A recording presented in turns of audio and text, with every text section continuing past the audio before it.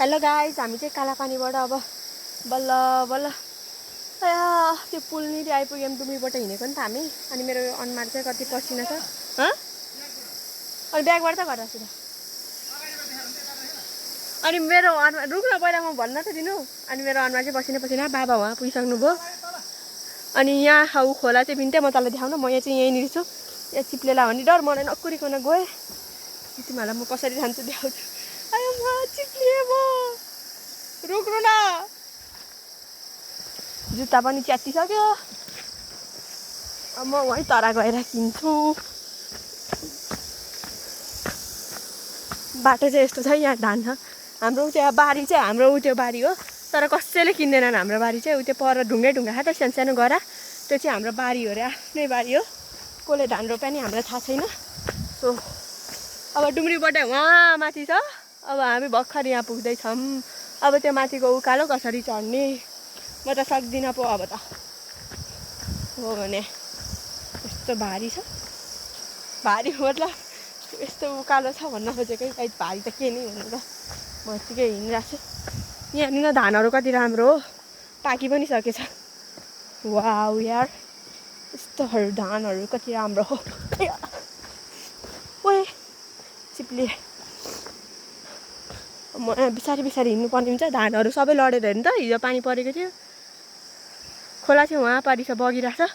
म पुल तरेको पनि देखाउँछु ल। तिर्खाले यहाँ मरेर भइसक्यो। हिँड्न पनि सकेको छुइनँ। यहाँ टोइलेट आएर उन्ताएको त्यस्तै। तर अहिले त रोकिसक्यो टोइलेट। मलाई लङ टोइलेट आयो, त्यो रोकिसक्यो। अब सर्ट आउँदैछ। सर्ट चाहिँ अब पानी खाएपछि अलि आउँछ। यहाँ हेर्नु न, धानहरू हेर्नु न, सबै लडिसक्यो। वाउ कति राम्रो ठाउँ छ है। बल्ल बल्ल यहाँ आइपुग्यौँ। 1 घन्टा हिँडेर।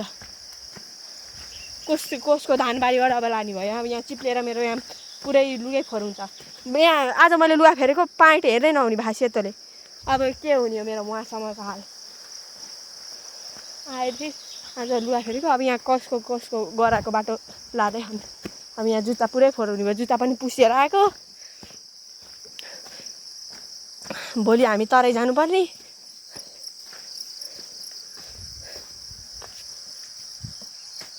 लो बाटो बिर्सिनु भयो।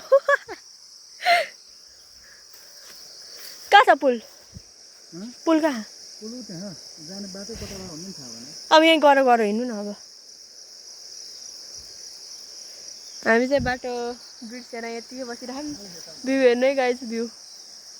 हामी जानुपर्ने माथि त्यो कुहिरा लागेको ठाउँमा। अब यहाँ सकिँदैन हिँड्न। धान हेर्नु न, धान पुरै पाकिसक्यो। काट्न मजा आउँछ होला। कति बाक्लो हो। हाम्रो गर वहाँ पारि त ढुङ्गै ढुङ्गा राखेको।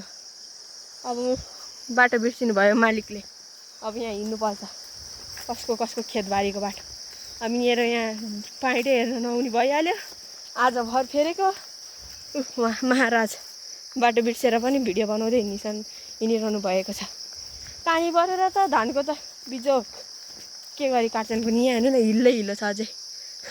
पुरै धान ढले। म चाहिँ यहाँ धानबारीको बिचमा हिँड्दैछु है गाइस।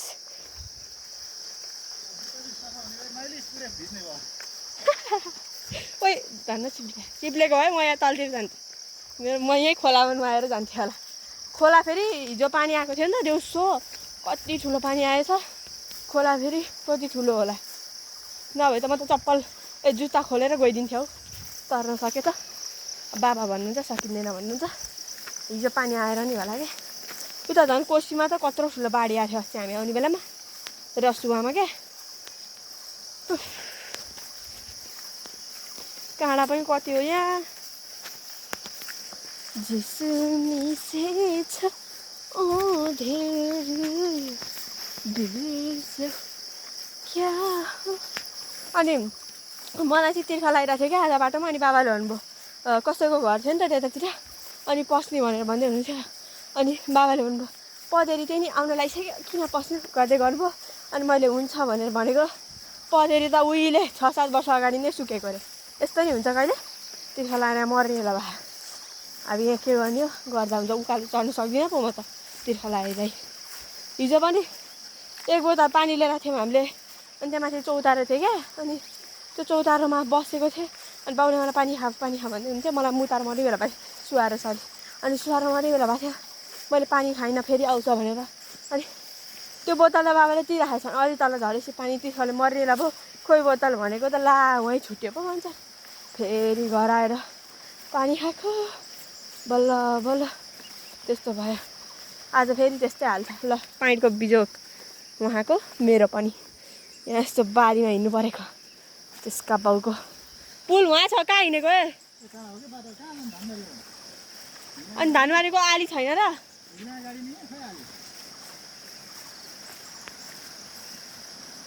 कति जङ्गल हो ए छिटो हिँड्नु न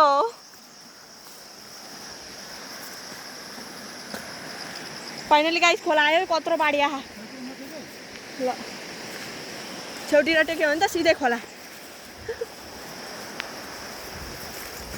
अघि जुत्ता खरेर पस्नुपर्ने रहेछ त्यसका बाउको दिमागै भएन क्या मेरो खोला भयो है गाई त्यत्रो दिनको तपस्यापछि अब 3 घन्टा उकालो चढ्नुपर्छ अब चम्किन्छ हाम्रो बल्ल बल्ल 1 घन्टा कटेर उकालो नचढ्ने क्या त्यो सम्म ठाउँबाट 1 घन्टा कटेर नै सिधै हिँड्नु उताबाट पुलबाट पुल यहाँ छ पुल यहाँ चाहिँ खोला छ कत्रो आइरहेको आएर सुन्नुभयो होला तपाईँले हो कि मेरो साउन्डले तपाईँहरूलाई आवाज सुन्नु देखेन होला अब खोला नजिकै पुगेपछि आवाज सुनाउँछु म महाराज साहब एक्लै हिँड्नु भयो अहिले त उहाँ जङ्गलमा मलाई एक्लै छोडेर हिँड्नु भएको क्या आएन आएन म कसरी आउनु सक्ने जुत्ता चिप्लेर मरिएन भए ओह्रालो झर्दाखेरि त गाइज मेरो पुरै जुत्ता भङ परेको थियो क्या म चाहिँ भङ परेँ त्यही मैले लाएर हिँडिरहेको छु कसले हेरेर आउँछ र भनेर अब धान हेर नि त्यहाँ धान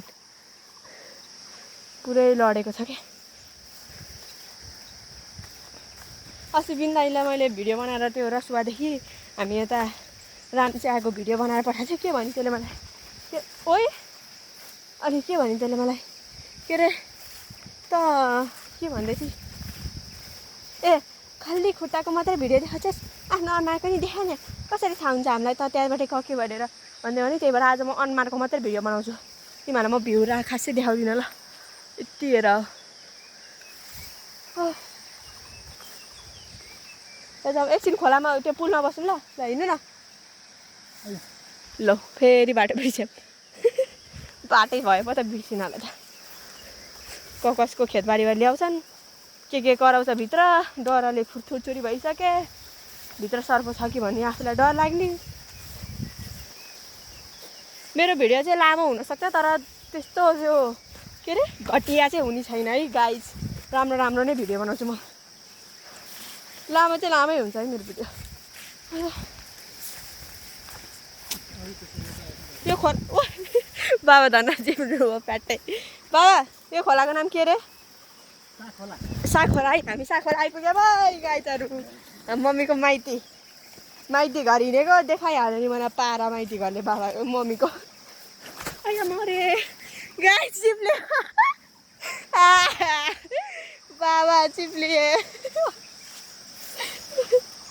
फ्याट्टै चिप्लियो है गाई अब मेरो यहाँ अर्को जुत्ता नि फोहोर बनाइन्छ सङ्टासियो पाइट पनि त्यस्तै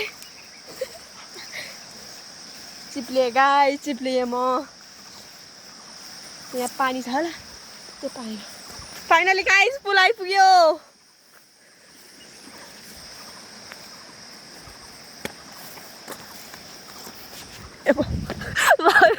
सहयोग गर्नुभएको एकैछिन तानिनु भयो उहाँ गाइस हिजो हामी गएको राम्चे गएको यसरी बसौँ न यहीँ